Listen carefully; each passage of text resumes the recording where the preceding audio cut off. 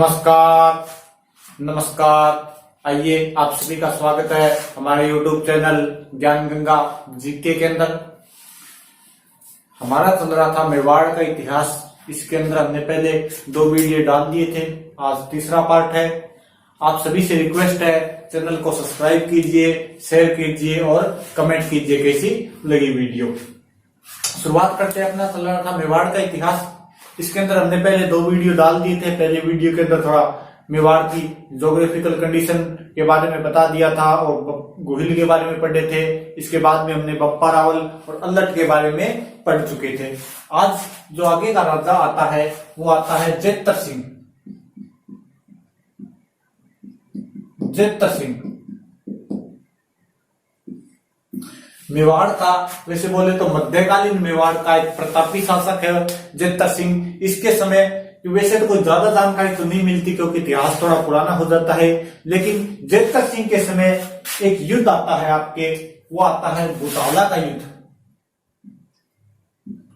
बुताला का युद्ध। अब कोई भी जगह आए या कोई भी नाम आए, कोई स्थान का नाम आ जाए, जैसे आ गया बुताला, तो हमारे कोई युद्ध वगैरह आ जाए तो 2 बातें आती है दिमाग में। सबसे पहले आती है कि बुताला ये जगह कहां पर पड़ती है, और दूसरी कि अब युद्ध हुआ तो कब हुआ और कहां हुआ, ये बात सबसे प्रारंभ में आती है। तो बुताला जगह पड़ती है उदयपुर के पास, वर्तमान में उदयपुर है, वहां पर ये जगह पड़ती है बुताला। युद्ध हुआ था ये, वैसे अलग अलग किताबें अलग अलग बताती है, लेकिन वो एनसीईआरटी ने इसको 1227 मान लिया है। 1227 ईस्वी में। पहले तो क्या होता था कि 1223 से 29 के बीच आ जाता था, लेकिन अब वर्तमान अगर नवीन शब्दों में देखें तो एनसीईआरटी ने इसमें 1227 मान लिया है। बुताड़ा नामक जगह पड़ती कहां पर है? उदयपुर के अंदर। युद्ध कब हुआ? 1227 ईस्वी को। अब आती है कि किस किस के मध्य हुआ, तो मेवाड़ का हो गया आपके जेतर सिंह, तो यहां पर हो गया आपके जेतर सिंह वर्सेस इसके मुगल ये सल्तनत काल का उस समय था इल्तुतमिश के साथ हुआ था। सल्तनत यानी दिल्ली का सुल्तान है इल्तुतमिश, तो उसके साथ हुआ था आपके जेतर सिंह का युद्ध। कब हुआ? 1227 ईस्वी में। बोला जाता है कि इस जगह पर बुताड़ा नामक जगह के ऊपर। इसके अंदर क्या होता है कि विजय होती है अपने जेतर सिंह की। जेतर सिंह की क्या होती है? विजय होती है। इल्तुतमिश की हार होती है। इस युद्ध के बारे में हमें कहीं से जानकारी मिलती है तो एक पुस्तक है हमीर मधमर्दन। हमीर मधमर्दन जयसिंह सूरी की पुस्तक है, लिख देता हूं यहां पर। जयसिंह सूरी की ये पुस्तक है हमीर मधमर्दन। अब देखिए इसके अंदर क्या है, हमीर, ये एग्जैक्टली हमीर शब्द नहीं है, ये है अमीर, क्योंकि मुस्लिम शासक थे उनको अमीर बोला जाता था, और हमारी राजस्थानी भाषा में आते आते अमीर का हमीर हो गया, तो ये क्या हो गया? हमीर। यानी हमीर किसके लिए बोला गया है? तो ये हमीर बोला गया है इल्तुतमिश के लिए। मद यानी घमंड, यानी इल्तुतमिश के घमंड का मर्दन यानी नाश करना या घमंड को समाप्त करना, तो इल्तुतमिश के घमंड का नाश करने वाला इसको बताया गया, किसको? जेतर सिंह को। इसमें आपके जयसिंह सूरी, मैंने आपको बताया राइटर हमीर मधमर्दन के, ये एक गुजरात के अंदर जगह पड़ती है धोलका। उस समय पड़ती थी गुजरात के अंदर जगह पड़ती है धोलका, और वहां का राजा हुआ करता था वीर धवल, उसके दरबार में रहा करते थे जयसिंह सूरी। तो इन्होंने पुस्तक लिखी, तो ये अपने राजा की क्या करेंगे? बड़ाई करेंगे। तो इस पुस्तक में तो इन्होंने ऐसे लिख रखा है कि हमीर और जेतर सिंह और इल्तुतमिश के मध्य युद्ध हुआ। जेतर सिंह युद्ध हारने वाले थे, लेकिन इतने में किसी ने बोल दिया कि आपके धोलका का राजा वीर धवल आ रहा है, और वीर धवल का नाम सुनते ही इल्तुतमिश की सेना वहां से भाग गई, और युद्ध कौन जीत गया? जेतर सिंह जीत गया। किसकी वजह से जीता? तो वो वीर धवल की वजह से जीता था। इस किताब के अंदर ये बात है, यानी इस ग्रंथ के अंदर ये बात है, लेकिन बाद में जब नवीन शोध हुए, शिलालेख मिले, तो उनके आधार पर पता चला कि उस समय धोलका का शासक वीर धवल आया ही नहीं था, उसका इस युद्ध से कोई लेना देना नहीं था। युद्ध तो जेतर सिंह अपने बाहुबल से जीता था। अब देखिए यहाँ पर एक घटना घटती है कि अपने वाले क्या थे, युद्ध जीत गए तो सेना भाग रही है तो उनका पीछा वगैरह नहीं किया करते थे। इल्तुतमिश युद्ध हार गया, उदयपुर के पास युद्ध हो रहा था उताला नामक जगह पर। अब भागती हुई सेना जब भाग रही थी सेना, तो रास्ते में एक जगह पड़ती है नागदा,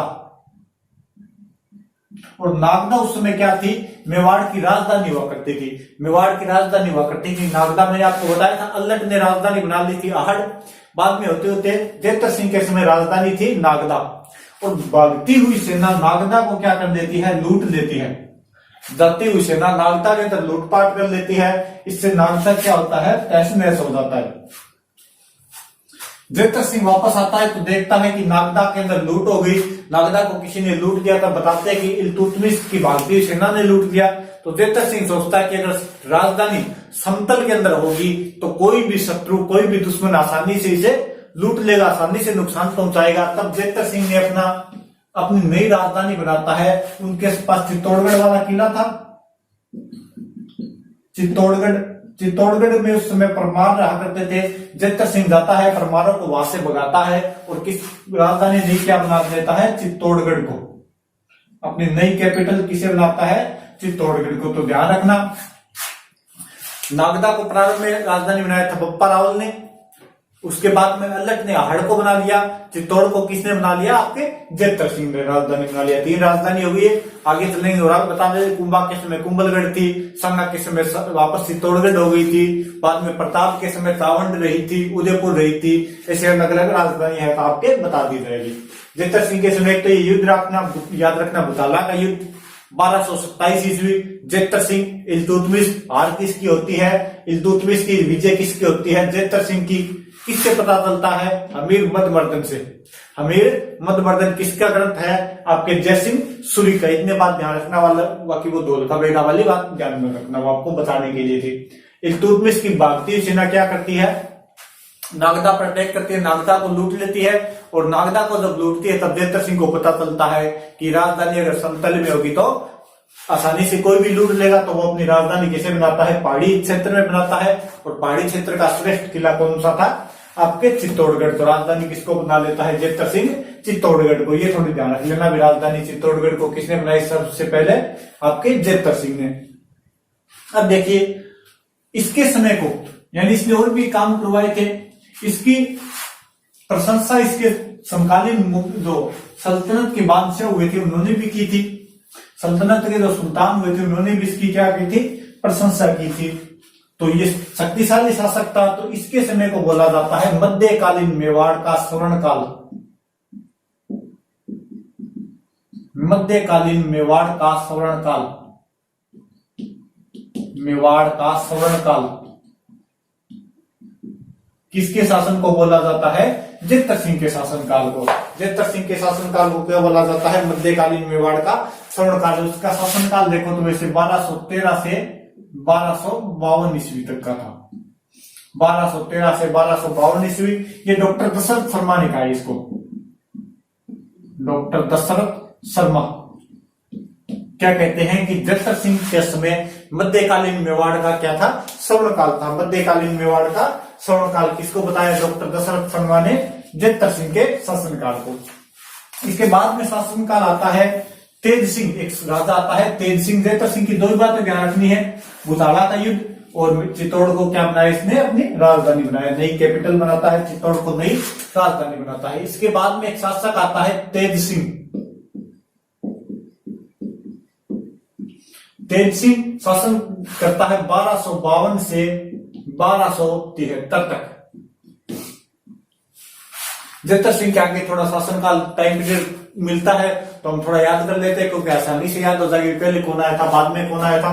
तो इसके समय की बात ध्यान रखना, 1260 ईस्वी में, 1260 ईस्वी में राजस्थान का प्रथम चित्रित ग्रंथ, पहले ग्रंथ छपा करते थे लेकिन उनके अंदर कोई पेंटिंग नहीं हुआ करती थी, कोई चित्र नहीं हुआ करता था। इसके समय राजस्थान का प्रथम चित्रित ग्रंथ है या चित्रित ग्रंथ है छापा गया, लिखा गया, मान लो अब लिखा गया, चित्रों के माध्यम से जो ग्रंथ लिखा गया वो हो गया चित्रित ग्रंथ। तो राजस्थान का प्रथम चित्रित ग्रंथ, राजस्थान का प्रथम चित्रित ग्रंथ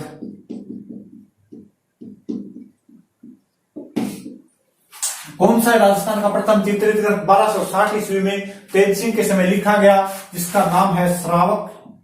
याद कर लेना अच्छे तरीके से, श्रावक प्रतिक्रमक, श्रावक प्रतिक्रमण सूत्र चूर्णी। ये नाम आसानी से याद नहीं होता तो इनको तोड़ दो। वैसे नाम पूरा एक है, श्रावक प्रतिक्रमण सूत्र चूर्णी, श्रावक प्रतिक्रमण सूत्र चूर्णी, पूरा नाम एक ही है, लेकिन इसको अलग अलग तोड़ ले तो आसानी से याद हो जाएगा। श्रावक प्रतिक्रमण सूत्र चूर्णी किसके द्वारा लिखा गया? तो ये लिखा गया कमल चंद के द्वारा। कमल चंद नाम के राइटर हुए, उनके द्वारा ये लिखा गया था। वर्तमान में कहाँ है? ये पाटन के अंदर रखा गया, आपके पाटन नामक जगह है, वहां पर सुरक्षित रखा गया है। इसके बाद में इसकी कोई समकालीन बात नहीं, इसके ध्यान रख लेना। थोड़ा सा दिल्ली का सुल्तान था नासिरुद्दीन, और 1260 वाला ये थोड़ा सा ध्यान कर लेना इसका। 1260 वाला श्रावक प्रतिक्रमण सूत्र चूर्णी राजस्थान का प्रथम चित्रित ग्रंथ कमल चंद द्वारा लिखा गया था, क्योंकि ये कल्चर के अंदर भी आता है। जैसे हम चित्रकला पढ़ेंगे तो सबसे पुरानी चित्रकला तो वो हाथ क्या आएगी? मेवाड़ चित्रकला, तो उसके अंदर सबसे पहले यही आता है। इसके बाद में शासक आता है मेवाड़ का समर सिंह। जेतर सिंह देख लिया, दो बातें थी जेतर सिंह की, राजधानी चित्तौड़ को बनाया और बुताला का युद्ध। उसके बाद में तेज सिंह की एक ही बात है, 1260 ईस्वी में श्रावक प्रतिक्रमण सूत्र चूर्णी। अब आता है समर सिंह। समर सिंह की दो तीन बातें हैं, ये थोड़ी सी देख लेना। समर सिंह का शासनकाल है 1273 से 1301 ईस्वी तक। अब देखो, इसके दो पुत्र थे, समर सिंह के दो पुत्र थे, दो पुत्र थे इसके। एक तो था रतन सिंह, जिसे हम पढ़ते हैं रावल रतन सिंह, जो क्या है आगे क्या करता है? चित्तौड़ का शासक बनता है, आगे चित्तौड़ पर राज करेगा। नंबर 2 पर था कुंभकर्ण,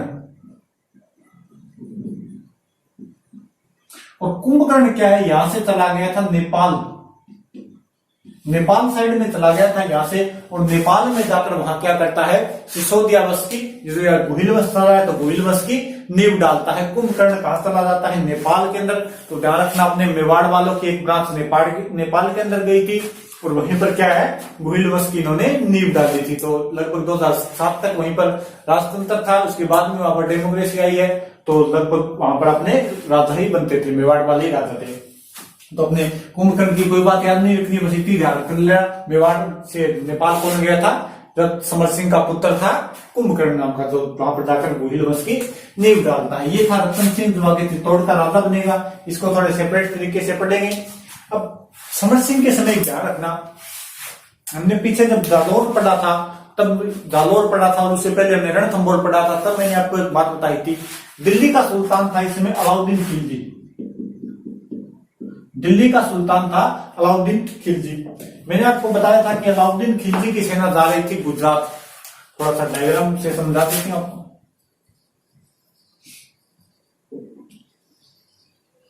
यहां पर पड़ता है अलाउद्दीन खिलजी हो गया, यहां पर हो गया आपकी गुजरात,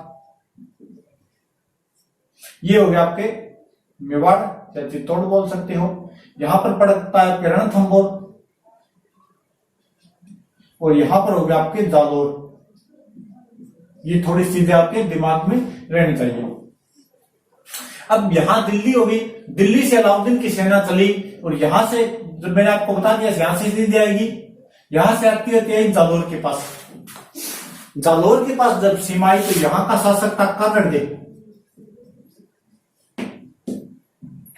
वैसे इसके पिता थे कानड़दे के, लेकिन ज्यादा अगर समर सिंह थे यहाँ पर, लेकिन ज्यादा अगर वो माने प्रभाव माने उस समय तो कानड़दे का था। तो कानड़दे ने क्या है, अलाउद्दीन की सेना को यहाँ से वापस लौटा दिया, जालौर के अंदर से अपने रास्ता नहीं दिया। तो यहां से सेना मुड़ी और वो हुई चित्तौड़ की तरफ। चित्तौड़ के रावल उस समय थे, क्योंकि गुहिल शासक है तो रावल लगाएंगे। रावल राजा उस समय थे समर सिंह, और समर सिंह ने क्या है कि समर सिंह से चित्तौड़ में जाने के लिए अलाउद्दीन खिलजी ने रास्ता मांगा। अलाउद्दीन खिलजी ने कहा भी मुझे गुजरात जाना है, आप मुझे रास्ता दीजिए। तो समर सिंह ने कहा भी रास्ता तो मैं दे दूंगा, लेकिन आपको टैक्स लगेगा।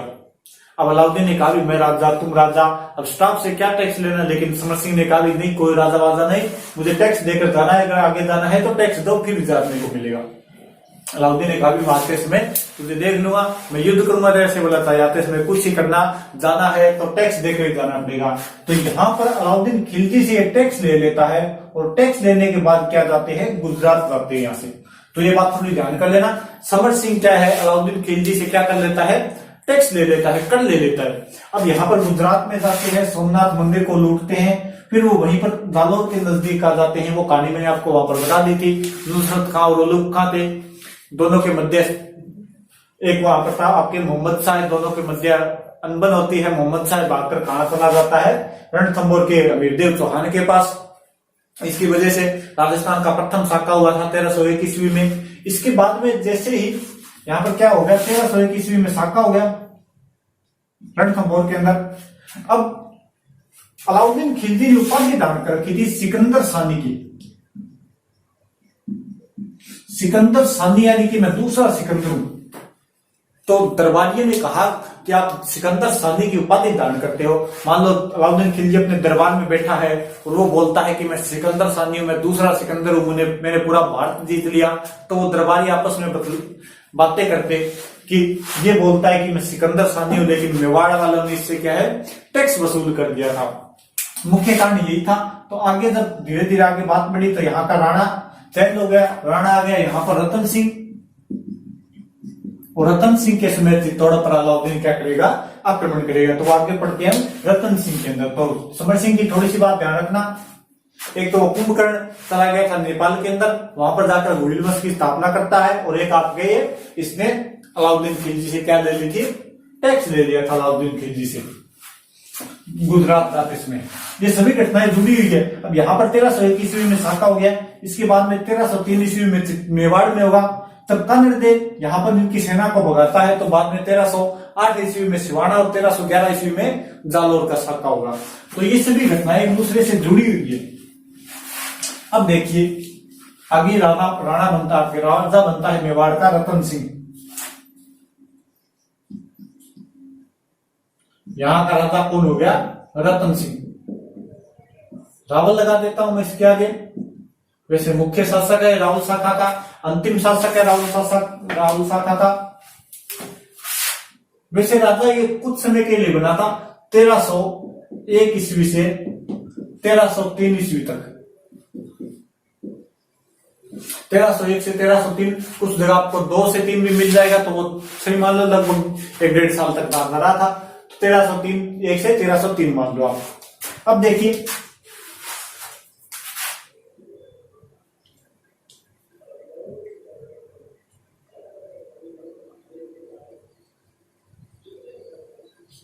ये हो गया अपना भारत।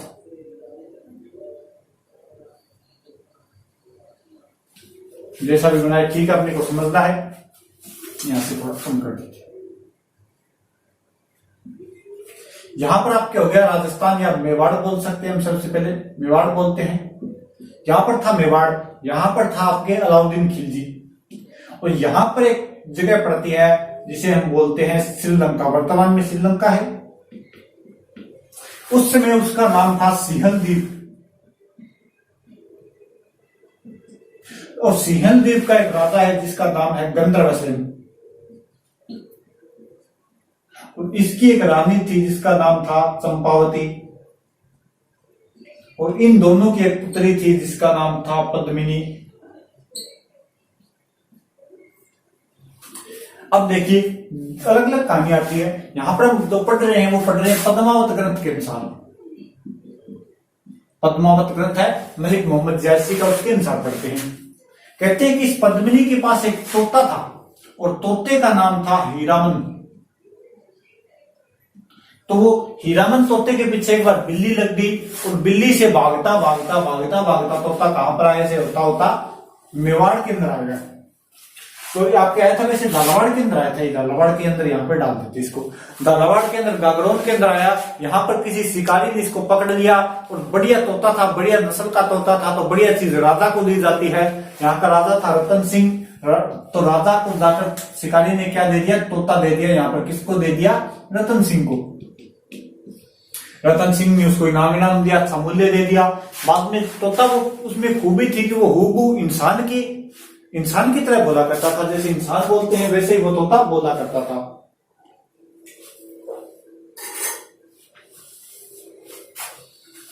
अब एक दिन कहते हैं कि इस रतन सिंह की एक और पत्नी थी नागवती। इसकी पहले पत्नी थी नागवती। एक दिन रतन सिंह और नागवती बैठे थे, तो नागवती सिंगार विंगार कर बैठी और उस तोते से पूछ लिया कि मैं कितनी सुंदर हूं, कि बता तोते मैं कितनी सुंदर हूं। तो तोते ने कहा भी तू कुछ सुंदर नहीं है, जैसी मैंने सुंदर देखी है उसके सामने तो तू कुछ भी नहीं है, तेरे जैसी तो वहां पर पानी भरती है। नागवती ने सोचा जानवर है ऐसे ही बोल दिया होगा, तो नागवती वहां से चली गई। ये बात सुनी रतन सिंह ने, तो उसने कहा भी भाई तुमने कितनी सुंदर देखी। वो तोता रतन सिंह के कहता है कि तू भी मेवाड़ का राजा है, मैं भी जहां पर रहता था वहां की राजकुमारी है पद्मिनी, तू मेरे साथ चल सिंहल द्वीप पर, और वहां पर मेरी अच्छी जानकारी है, वहां पर मैं तेरी सेटिंग करवा दूंगा, और तू वैसे भी मेवाड़ का राजा है उसके लायक है। तो रतन सिंह को तोता ले जाता है। रतन सिंह उस तोते के साथ चला जाता है, कहां, सिंहल द्वीप। क्या करने के लिए? सेटिंग करने के लिए। कि तोता बोलता है मेरी जानकारी है, मैं आपको सेटिंग करवा दूंगा, तो आप मेरे साथ चलिए। तोता लेकर गया रतन सिंह को, कहा, सिंहल द्वीप। अब यहां से कुछ अलग अलग कहानियां मिलती है। कुछ तो कहते हैं कि सिंहल द्वीप का राजा था गंधर्वसेन, उसने कोई प्रतियोगिता रखी थी जिसके अंदर क्या है आपके रतन सिंह जीत गए थे। और कुछ कहते हैं कि शिव मंदिर में दोनों की मुलाकात हुई थी। कुछ कहते हैं शिकार करते समय रतन सिंह के तीर लग गया था। वो अलग अलग कहानियां है। बात ये हुई कि यहाँ पर इनका विवाह हो गया रतन सिंह का किसके साथ? पद्मिनी का। वैसे भी अगर देखें तो श्रीलंका वालों की इतनी कितनी औकात की वो मेवाड़ के राणा को या मेवाड़ के राजा को मना करते विवाह करने से, क्योंकि अगर भारत का नक्शा भी लाते हैं तो उसके अंदर श्रीलंका तो वैसे फ्री आ जाता है। तो उन्होंने खुशी खुशी अपनी बेटी की शादी कर दी रतन सिंह से, क्योंकि उस समय मेवाड़ शक्तिशाली राज्य हुआ करता था और अपने धर्म के लिए, अपनी बात के लिए उस समय जाना जाता था। आज भी मेवाड़ का नाम लेते हैं तो बड़े गौरव से लेते हैं, तो उस समय तो बहुत ज्यादा गौरव था उसका। तो इसकी शादी हो जाती है रतन सिंह के साथ। पद्मावत ग्रंथ तो कहता है कि 7 वर्ष तक वहां रहा था, लेकिन ये सब बातें झूठी है, बाद में जोड़ी गई, क्योंकि शासनकाल देखें तो इसका 2 वर्ष का है। अब मानो पद्मिनी और आपके रतन सिंह वापस कहा गए? चित्तौड़ के अंदर। यहाँ कौन आ गई? पद्मिनी। यहाँ पर पद्मिनी आ गई। और इस रतन सिंह के दरबार में एक तांत्रिक रहा करता था जिसका नाम था राघव चेतन। राघव चेतन बड़ा एक्सपर्ट आदमी था, बहुत ज्यादा तांत्रिक विद्याएं जानता था। कहते हैं कि इसने अमावस्या के दिन भी चांद दिखा दिया था, इतना एक्सपर्ट आदमी था। इसको जब पता चला कि पद्मिनी बहुत ज्यादा सुंदर है, तो ये उसको पाने के लिए कुछ तांत्रिक विद्याएं करने लगा, कुछ टोना टोटका करने लगा और करने लगा। ये बात पता चल गई आपके रतन सिंह को। तो रतन सिंह जी ने तांत्रिक बाबा को बुलाया, राघव चेतन को बुलाया, और इसको क्या कर दिया? देश निकाला दे दिया कि आप मेवाड़ राज्य छोड़कर यहाँ से चले जाइए, आपके लिए यहाँ पर कोई जगह नहीं है। इधर राघव चेतन जब जाने लगा तो ऐसे कहते हैं कि ऊपर पद्मिनी खड़ी थी और इसने ऐसे हाथ जोड़े, तो पद्मिनी ने सोचा भी जा रहा है तो खाली हाथ क्या जाएगा, इसको कुछ दे देते हैं। ऊपर से उसने कोई आभूषण वगैरह फेंका होगा, उसके हाथ में आकर पड़ा, और जैसे ही राघव चेतन ने ऊपर देखा तो पद्मिनी को उसने देख लिया। और पद्मिनी इतनी सुंदर थी कि देखते ही वहां पर क्या हो गया? बेहोश हो गया। मरा नहीं था, बेहोश हो गया था। और बेहोश होने के बाद जब इसको होश आया तो राज्य से निकाल दिया गया था। ये चला गया अलाउद्दीन के पास। जाते हुए ये कहकर गया था कि मैं आपके मेवाड़ को सर्वनाश कर दूंगा, आपके मेवाड़ का नाश कर दूंगा। तो ये चला गया अलाउद्दीन के पास और अलाउद्दीन के जाके लगाने लगा पंप। अच्छा पंप माया, अच्छी हवा भरी अलाउद्दीन में। अलाउद्दीन को पहले बातों में बोला भी कैसी चल रही है अलाउद्दीन बता। तो अलाउद्दीन ने कहा भी बढ़िया चल रही है। अच्छा पूरा हरम भरा पड़ा है। हरम होता है जहां पर बेग में रहती थी बादशाह की। अच्छा हरम भरा पड़ा है, एक से एक सुंदर महिलाएं है हमारे पास। तो तब राघव चेतन कहता है कि ये जो तुम देख रहे हैं इनको सुंदर बोल रहे हैं, ये सुंदर नहीं है, ये सुंदरता के नाम पर कलंक है। सुंदरता तो मैंने देखी है पद्मिनी की। और वो उसको अच्छे तरीके से तैयार कर लेता है अलाउद्दीन को, पप मार के बढ़िया तरीके से। वो कहता है कि तू चल मेरे साथ, कहाँ? मेवाड़। मैं दिखाता हूँ तुम्हें सुंदर तो ऐसी है, पानी पीता है तब ऐसे दिखता है, पान खाती है तो ऐसे दिखता है, ऐसे चलती है, ऐसे आंखें, सब तैयार करके अलाउद्दीन को कहाँ ले आया? मेवाड़ के अंदर, चित्तौड़ के अंदर ले आया। अलाउद्दीन ने चित्तौड़ का घेरा डाल दिया और कहते हैं कि चित्तौड़ दुर्ग भी वैसे संपन्न दुर्ग है, कोई जीत आसानी से जीत नहीं पाता। घेरा रहा था लगभग 8 माह तक, 8 माह तक घेरा रहा था। अलाउद्दीन इसको जीत नहीं पाया तो अलाउद्दीन ने क्या है, रतन सिंह के पास, इधर दिल्ली में भी पीछे विद्रोह होने लगा तो अलाउद्दीन के पास इसने मैसेज, अलाउद्दीन ने रतन सिंह के पास मैसेज किया कि मैं आपसे संधि करना चाहता हूं और संधि के तहत मैं चलो एक बार आ गया तो मैं आपके चित्तौड़ को देख लेता हूं, मुझे चित्तौड़ देखने की इच्छा है। तो यहाँ पर आ गया आपके अलाउद्दीन चित्तौड़ दुर्ग के अंदर। अब चित्तौड़ दुर्ग के अंदर जब अलाउद्दीन आया तो कहते हैं कि पूरा दिन इसने चौसर वगैरह भी खेल ली, ठीक है, इसको देख लिया। अब लास्ट इसकी शर्त थी कि मैं पद्मिनी को भी देखना चाहता हूं, जब तक मुझे पद्मिनी नहीं दिखाओगे मैं यहां से नहीं जाऊंगा। सबने कोई बनाई व्यवस्था बनाई, ऐसे बनाई कि वहां पर पद्मिनी खड़ी हो गई दूर, इधर कोई पानी में या कांच में क्या है आपके पद्मिनी का चेहरा अलाउद्दीन को दिखाई देगा। 2-3 सेकंड 5 सेकंड के लिए जैसे चेहरा दिखाई दिया तो अलाउद्दीन के मुख से पहली बात निकली कि सुभान अल्लाह, ऐसी सुंदरता की मूर्ति को तो छोड़कर जाना मेरे लिए मूर्खता की बात होगी। अब अलाउद्दीन से बोला गया चलिए आपने देख लिया, अब आपके जाने का वक्त हो गया, अब आप यहाँ से जाइए। तो जैसे अपने यहाँ पर परंपरा ही है कि कोई भी मेहमान आए तो उसको दरवाजे तक छोड़कर आते हैं। रतन सिंह अलाउद्दीन को छोड़ने के लिए दरवाजे तक जाते हैं तो आपके चित्तौड़ दुर्ग जैसे मान लो दरवाजे हैं, 7 दरवाजे से, लास्ट दरवाजे यहाँ पर आता है तो अलाउद्दीन यहाँ से रतन सिंह को पकड़ता है और बाहर फेंक देता है, और बाहर फेंकता है, यहाँ पर बंदी बनाता है और सीधा कहां पर ले गया, आपके दिल्ली ले गया। तो वहां से फिर ऑफर आता है एक्सचेंज का ऑफर, रतन सिंह ले जाओ पद्मिनी दे जाओ, पद्मिनी के बदले रतन सिंह, एक्सचेंज ऑफर हो गया। अब पद्मिनी के दो, एक भाई था और एक भतीजा था, पद्मिनी का एक भाई और एक भतीजा था। इस चाचा भतीजा भी आते हैं, गोरा बादल,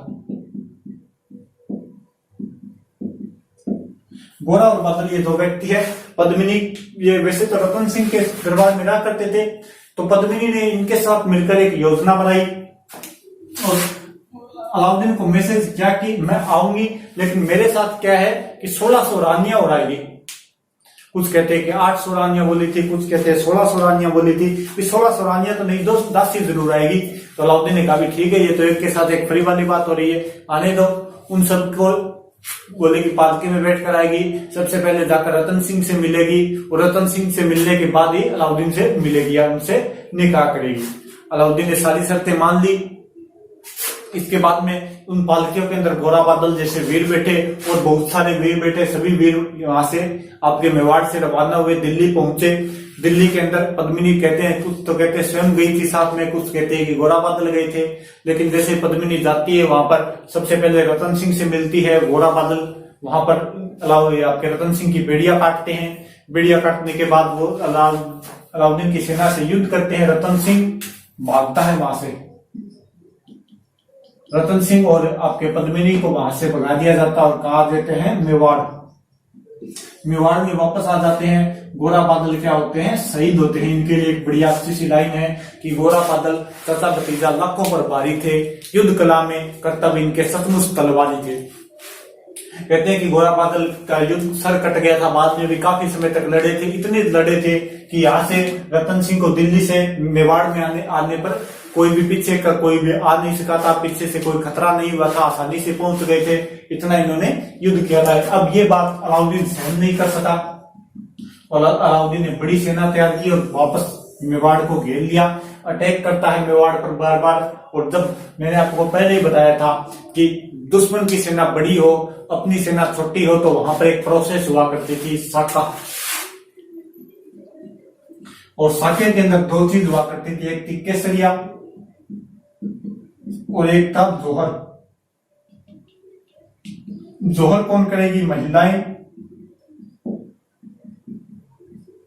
और केसरिया करा करते थे पुरुष। अब यहाँ पर केसरिया को लीड करेगा, यहाँ पर पुरुष राजा कौन है, रतन सिंह, तो यहाँ पर केसरिया को लीड किया था रतन सिंह ने। और महिलाएं में प्रमुख थी पद्मिनी, तो पद्मिनी ने यहाँ पर क्या किया था, जोहर किया था। तो ये आपके हो गया था राजस्थान का, तो वैसे दूसरा हो गया था, और मेवाड़ का प्रथम शाखा 1303 ईस्वी के अंदर पूर्ण हो गया था। 1303 ईस्वी में चित्तौड़ का, या बोल सकते हो मेवाड़ का प्रथम शाखा। प्रथम शाखा कंप्लीट हो गया था। इसके अंदर मैंने आपको बताया था कि पीछे रण सिंह का पुत्र था राहत, और राहत कहां पर चला गया था, वहां उसी का पुत्र खेतर सिंह और राहत थे। राहत चला गया था सिसोदा ठिकाने में, और सिसोदा ठिकाने में जाने की वजह से वो सिसोदिया के लाए। वहां पर उस समय रतन सिंह के समकालीन था वो था लक्ष्मण सिंह, और लक्ष्मण सिंह अपने 7 पुत्रों सहित इस युद्ध में दुर्ग की रक्षा करते हुए शहीद होते हैं। इसका सबसे बड़ा पुत्र था, उसका नाम था अरि सिंह, और एक इसका पुत्र जो जीवित बचा था उसका नाम था अजय सिंह। एक इसका पुत्र था वो जीवित बचा था, और अरि सिंह सबसे बड़ा था, और अपने 7 पुत्र अरि सिंह भी युद्ध में शहीद हो गया था, वीरगति को प्राप्त होता है। इस अरि सिंह की एक कहानी आती है। इसका एक पुत्र था हमीर, जो आगे यहाँ पर आगे का राजा बनेगा। तो कहानी आती है कि अरि सिंह एक बार कहीं पर शिकार पर जा रहा था, तो वहीं पर वो किसी ग्रामीण लड़की से शादी कर लेता है। किसी बात पर वो उसे पसंद आ जाती है, शादी कर लेता है, लेकिन वो बाद में सोचता है कि मैंने शादी तो कर ली, लेकिन ये साधारण लड़की है, घर पर जाऊंगा तो उसके पिता लक्ष्मण सिंह नाराज होंगे, तो वो उसे किसी गांव में छोड़ देता है। बाद में उसके एक पुत्र होता है जिसका नाम था हमीर। इसके पुत्र का नाम क्या हो गया, हमीर।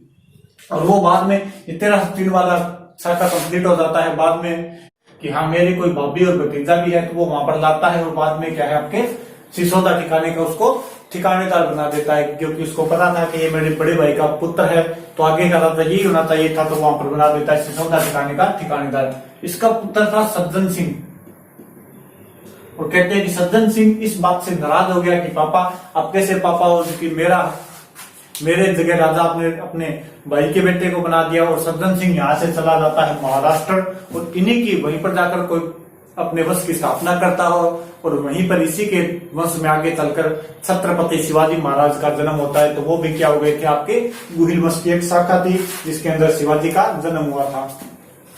अब मैंने आपको ये बात बता दी पद्मावत ग्रंथ के अनुसार, सब यही लगभग इसी के अंदर है। एक तारीख के फरिश्ता में थोड़ा सा ध्यान रखना, वो पद्मिनी को रतन सिंह की पुत्री बताते हैं। ये कहानी है सभी उसी समय की, और कुछ अपनी राजस्थान की जो कहानियां हैं वो बताते हैं। पद्मिनी को पुंगल, अपने बीकानेर के आसपास का क्षेत्र पड़ता है, वहां की राजकुमारी बताते हैं। तो थोड़ा ध्यान कर लेना भी, इसके लिए तो एक दोहा भी आता है कि पुंगल बेटरी पद्मिनी तू रानी सिरमौर, जैसलमेर जन्म लियो पर्णिगढ़ चित्तौड़। ये दोहा भी आता है कि वो पुंगल की राजकुमारी थी, लेकिन थोड़ा ध्यान कर लेना वो कहां की राजकुमारी बताई गई है पद्मावत ग्रंथ में, सिंहलदीप या श्रीलंका की। इसके बाद में अपने 1311 ईस्वी में अलाउद्दीन खिलजी, एक बार ध्यान रखना, अलाउद्दीन खिलजी ने 1303 ईस्वी में चित्तौड़ जीत लिया। ये अपने पुत्र खिज्जर खां को सौंप देता है।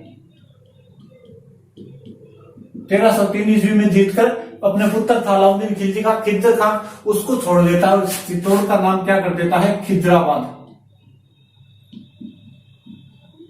खिजराबाद नाम कर दिया था चित्तौड़ का।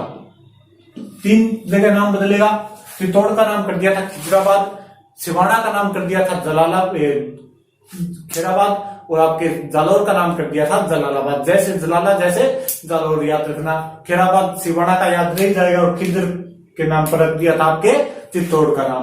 अब यहाँ पर 1311 ईस्वी में उधर जालौर वाला शाखा कंप्लीट हो गया। तो मैंने आपको बताया था कानड़दे का भाई वहां पर आगम समर्पण कर देता है या देवता स्वीकार कर लेता है, मालदेव सोनगरा। तो 1311 ईस्वी में अलाउद्दीन मालदेव सोनगरा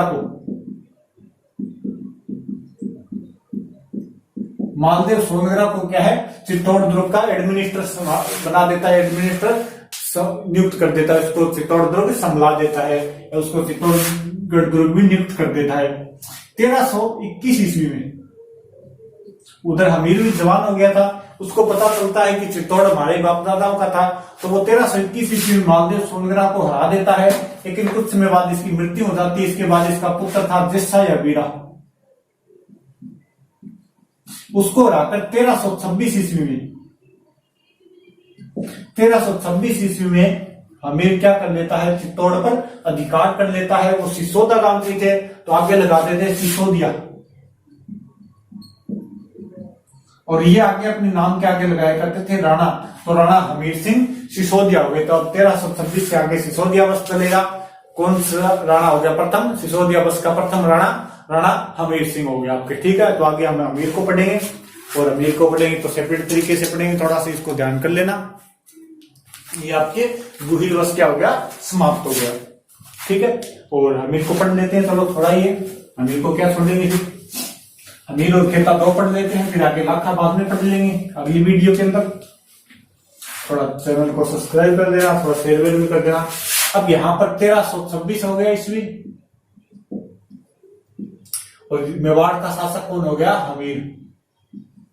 हमीर सिंह सिसोदिया। इसकी कुछ उपनाम है वो ध्यान रखना, उपनाम या उपाधि बोल सकते हो, उपनाम। इसका एक नाम, यानी इसने देखो मुसलमानों के पास था चित्तौड़, चित्तौड़ को इसने छुड़ाया और अपने वापस कब्जे में ले लिया, चित्तौड़ का उद्धार किया इसने, तो इसे बोला जाता है मेवाड़ का उद्धारक। मेवाड़ का उद्धारक। वैसे मेवाड़ का उद्धारक भामाशाह को भी बोला जाता है। एक इसे बोला जाता है वीर राजा। आगे हम राजा पढ़ेंगे, महाराणा कुंभा आएंगे। उन्होंने रसिक प्रिया नामक पुस्तक लिखी थी, जयदेव की गीत गोविंद पर रसिक प्रिया नामक टीका लिखी थी। उसके अंदर वे क्या बोलते हैं, अमीर को वीर राजा बोलते हैं। एक बोलते हैं इन्हें प्रबल हिंदू राजा। प्रबल हिंदू राजा इन्हें बोलता है टोड। प्रबल हिंदू राजा कौन बोलता है इन्हें, टोड। एक बोला जाता है इन्हें विषम घाटी पंचानन। विषम घाटी पंचानन। देखिए पंचानन होता है जिसके 5 नाखून यानी नाखून होते हैं, यानी शेर, यानी विषम घाटी यानी विकट परिस्थितियों में भी शेर के समान होता है, वो कौन था, के हमीर। तो ये 4 उपाधियां ध्यान कर लेना, मेवाड़ का उद्धारक, वीर राजा, प्रबल हिंदू राजा और विषम घाटी पंचानन। अमीर के समय का एक युद्ध आता है सिंगोली का युद्ध। सिंगोली का युद्ध। सिंगोली का युद्ध कब हुआ था इसके बारे में तो नहीं पता चलता, लेकिन ध्यान कर लेना सिंगोली का युद्ध आपके मोहम्मद बिन तुगलक के साथ हुआ था। हमीर वर्सेस मोहम्मद बिन तुगलक के साथ। तुगलक साम्राज्य का था, तुगलक डायनेस्टी का था, तो तुगलक के साथ हुआ था। और इसमें अमीर की क्या होती है, विजय होती है। और अमीर वैसे मेवाड़ के अंदर क्या हो गया, आपके राणा शाखा का प्रथम राजा हो गया, सिसोदिया वंश का संस्थापक हो गया। इसने कुछ चित्तौड़ के किले में निर्माण कार्य करवाए थे। एक तो इसने अन्नपूर्णा माता का मंदिर बनवाया। अन्नपूर्णा माता का क्या बनवाया, इसने मंदिर बनवाया था चित्तौड़ के किले के अंदर। एक इसने थोड़ा बहुत और काम करवाया था, रिकंस्ट्रक्शन का काम करवाया था, थोड़े महादेव मंदिर का थोड़ा रिकंस्ट्रक्शन काम करवाया था। थोड़ा मेन ये ध्यान कर लेना, इसने क्या करवाया था, अन्नपूर्णा माता के मंदिर का निर्माण करवाया था। कहां पर, चित्तौड़ के अंदर। चित्तौड़ के अंदर ये क्या करवाता है, अन्नपूर्णा माता के मंदिर का निर्माण करवाता है। तो सिंगोली का युद्ध, 4 उपाधियां हैं, और अन्नपूर्णा माता मंदिर ये आपके हमीर हो गया। इसका शासनकाल भी देखो तो थोड़ा देख लेना। 1326 में राजा बना था और 1364 तक ये रहा था। इसके बाद में इसका पुत्र हुआ था राणा खेता। खेता की कोई खास बात नहीं है, खेता के एक पासवान रानी थी, और उस पासवान रानी के पुत्र हुए थे चाचा व मेरा। ये दोनों ही आप बाद में भूत का मांगी, नाम ध्यान रखना। खेता के पासवान रानी के पुत्र कौन थे, चाचा और मेरा। और खेता के बाद यहाँ का राजा बना था लाखा, राणा लाखा या लक्ष्य सिंह। राणा लाखा या लक्ष्य सिंह। इन चाचा और मेरा ने मोकल की हत्या कर दी थी, आगे आएगा मोकल। इस लक्ष्य सिंह का पुत्र है। अब पढ़ना है अपने को राणा लाखा या लक्ष्य सिंह। अब मेवाड़ का नया राणा कौन हो गया, लक्ष्य सिंह या लाखा।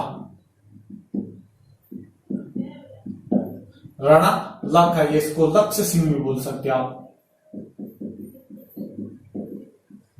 इसको ध्यान में कैसे रखना है, इसको ध्यान में रखो। वैसे राजा बना था 1382 से 1421 तक। इसको ध्यान में कैसे रखोगे, यानी लाखा से ध्यान रखो आप, लक्की सिंह। यानी जो कार्य एक लक्की व्यक्ति के, भाग्यशाली व्यक्ति के जीवन में होते हैं, लक्की व्यक्ति के जीवन में होते हैं, वो सभी कार्य इसी के जीवन काल में हो गए थे। पहला हो गया था, जावन में चांदी की खान निकली थी। जावन नामक जगह पड़ती है आपके उदयपुर में। जावल में क्या निकली थी? चांदी, चांदी की खान निकली थी। अब देखिए अगर किसी राज्य के अंदर चांदी की खान निकलेगी तो उस राज्य के लिए बहुत सौभाग्य की बात होगी, बहुत बढ़िया बात होगी, क्योंकि वहां पर उद्योग क्षेत्र बढ़ रहा है, उस राज्य का आमदनी बढ़ रही है, तो क्या हो गया, इसके लिए बढ़िया बात होगी। एक किसी बंजारे के बैल मर गए थे, तो उसने अपने बैलों की याद में एक झील बनवा दी। बैलों की याद में क्या बनवा दी? झील, जिसे हम बोलते हैं पिछोला झील। कहते हैं पिछोली गांव में थी तो इसलिए पिछोला झील बोला गया, या बोल सकते हैं आपके महलों के पीछे है तो इसे पिछोला झील बोला गया था। तो दो काम हो गए भी, लाखा का शासन काल है, पैसे कोई और लगा रहा है, कोई और झील बनवा रहा है, तो लाखा के काल में बढ़िया ही हो रहा है, जावर में चांदी की खान निकल रही है। एक इसके शासन काल में हुआ था हंसाबाई से विवाह, हंसाबाई से विवाह है। उससे पहले एक थोड़ी सी बात और बता दूं, ये विवाह वाली बात आपको बाद में बताऊंगा। लाखा की एक पत्नी थी बूंदी की हाड़ी रानी, और बूंदी की हाड़ी रानी का विवाह जब लाखा इसे चित्तौड़ में लाए तो लाखा जी ने पूछा भी आपको चित्तौड़ कैसा लगा? बूंदी की हाड़ी रानी ने कहा भी ठीक है, बढ़िया ये चित्तौड़। बोले सिर्फ बढ़िया ही है? बोले बढ़िया ये बहुत बढ़िया है। बोले नहीं, हमारे बूंदी वाले जैसे तो नहीं है, बाकी बढ़िया ही है। अब ये बात लाखा जी को क्या लगी? बुरा लगी कि अपने चित्तौड़ से बढ़िया बूंदी कैसे बता सकती है। उन्होंने प्रतिज्ञा कर ली कि जब तक मैं बूंदी को ध्वस्त नहीं करूंगा तब तक क्या है, खाना नहीं खाऊंगा। अपने सेनापति को आदेश दिया भी सेना तैयार की जाए, हम क्या करेंगे, बूंदी पर आक्रमण करेंगे, बूंदी पर आक्रमण करेंगे और बूंदी के महलों को जब तक तोड़ नहीं दूंगा तब तक मैं क्या है, खाना नहीं खाऊंगा।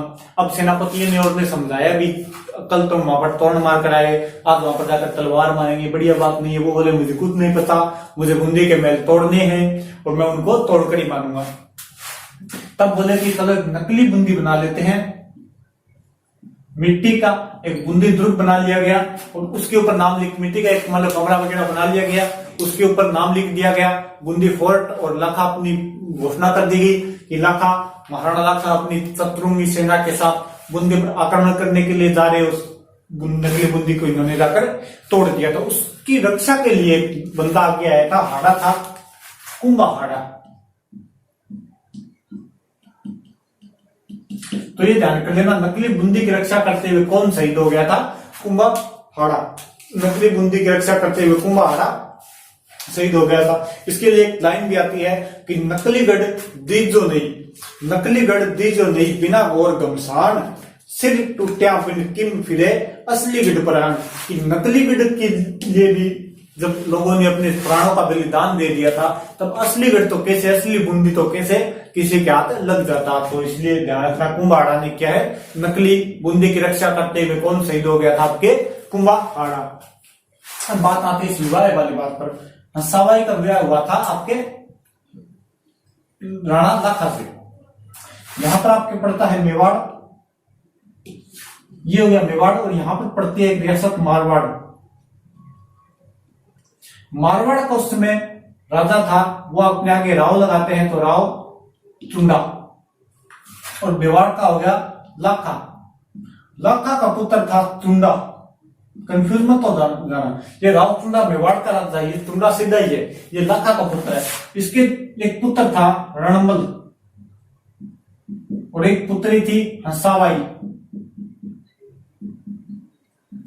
इस मारवाड़ के राव चुंडा ने अपनी पुत्री हंसाबाई का विवाह करने के लिए कुछ पंडितों को भेजा मेवाड़ कि जाओ राणा लाखा के पुत्र चुंडा के साथ मेरी पुत्री हंसाबाई का विवाह तय कर कर आओ।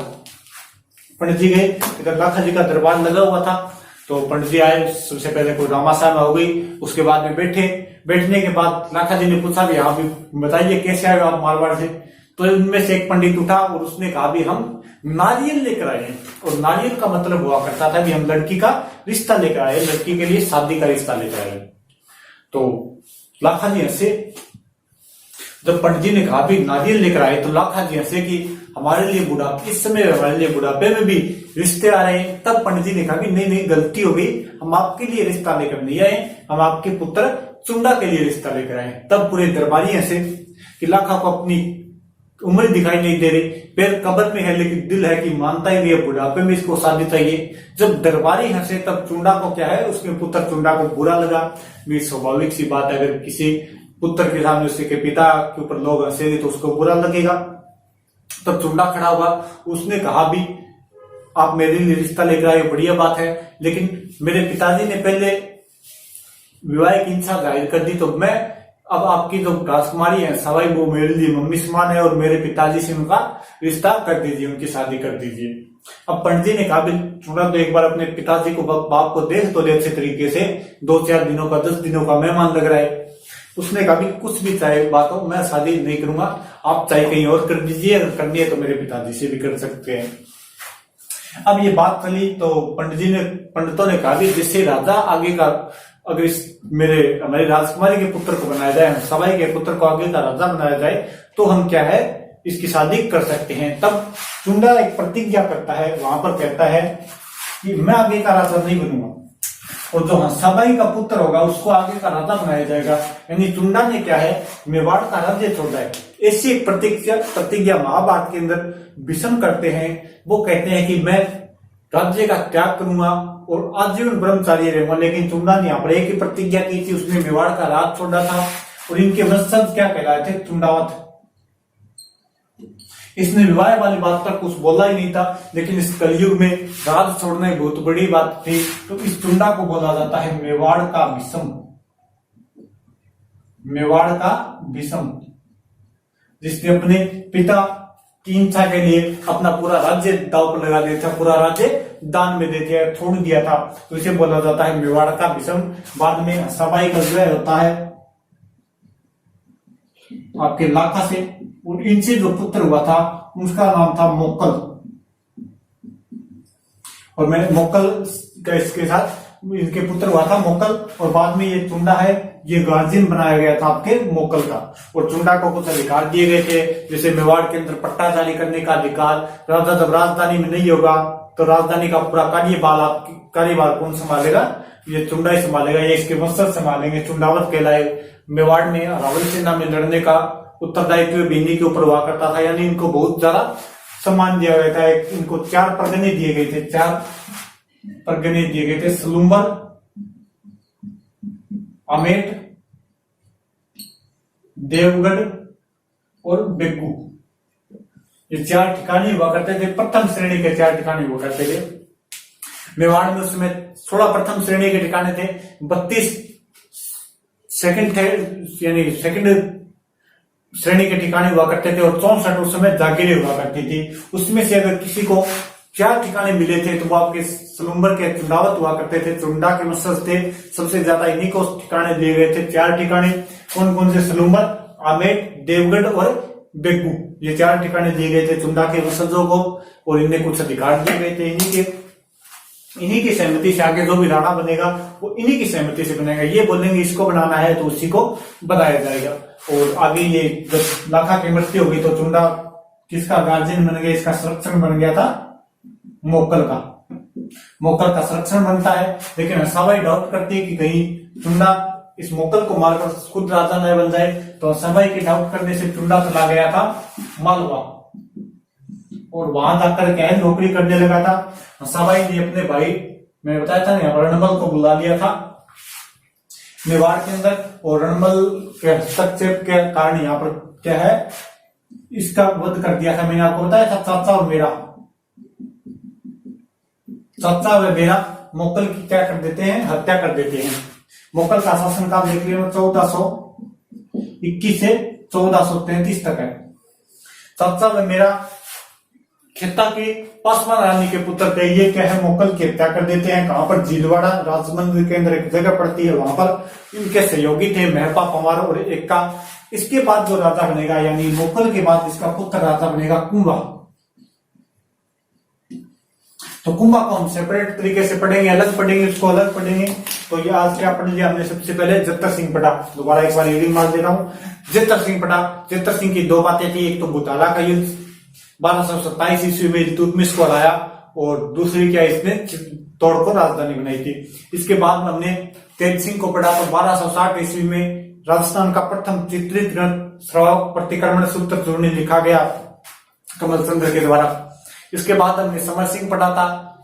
ये क्या है आपके, इसके दो पुत्र थे, एक कुंभकर्ण और एक रतन सिंह। रतन सिंह आगे मेवाड़ का राजा बनता है, कुंभकर्ण का चला गया था नेपाल, चला गया था, वहां पर जाकर गुहिल वंश की स्थापना करता है। समर सिंह ने गुजरात जा रही अलाउद्दीन की सेना से क्या कर लिया था, टैक्स ले लिया था, कर ले लिया था। इसके बाद में रतन सिंह राजा बनता है, वो पद्मिनी वाली मैंने आपको कहानी बताई दी थी, सियनदीप की राजकुमारी पद्मिनी से विवाह करता है। इसके बाद में अलाउद्दीन का आक्रमण होता है और 1303 ईस्वी में चित्तौड़ का प्रथम साका होता है। इसके बाद में कुछ समय के लिए खिज्र कहा रहा था, तो खिज्राबाद नाम हो गया था। मालदेव सोनगरा रहा था, मालदेव सोनगरा के पुत्र जैसा या वीरा से इसने हमीरदेव सिसोदिया ने आपके मेवाड़ छीन लिया था और बाद में राणा बन गया था हमीर। सिसोदा गांव के थे तो अपने नाम के आगे सिसोदिया लगाया करते थे, राणा इनका टाइटल था।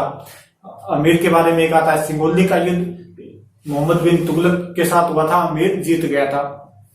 एक आप क्या आता है, अमीर ने चित्तौड़गढ़ के अंदर अन्नपूर्णा माता का मंदिर बनवाया था। इसके बाद में राणा खेता आता है। राणा खेता की एक बात बताई थी मैंने आपके, इनके पासवान रानी के पुत्र थे चाचा व मेरा, जो आगे मोकल की हत्या कर देंगे। इसके बाद में मैंने आपको बताया था राणा लाखा, 4 बातें थी। जावर में चांदी की खान, पिछोला झील का निर्माण पिछू या चिड़ीमार बंजारे द्वारा, और एक आपके कुंभा हटा शहीद हो गया था बूंदी नकली बूंदी की रक्षा करते हुए, और सबाई से विवाह। सबाई और आपके लाखा का पुत्र हुआ था मोकल, और बड़ा पुत्र था आपके लाखा का चुंडा, जो आगे क्या कहलाए, मेवाड़ का भीषण कहलाए, और इनके वंशज क्या कहलाए, चुंडावत कहलाए, जिन्हें रावल सेना में लड़ने का अधिकार प्राप्त और भी अधिकार दिए गए थे। पट्टा वगैरह जारी करने में, आगे का राजा बनाने का इनको अधिकार दिया गया था।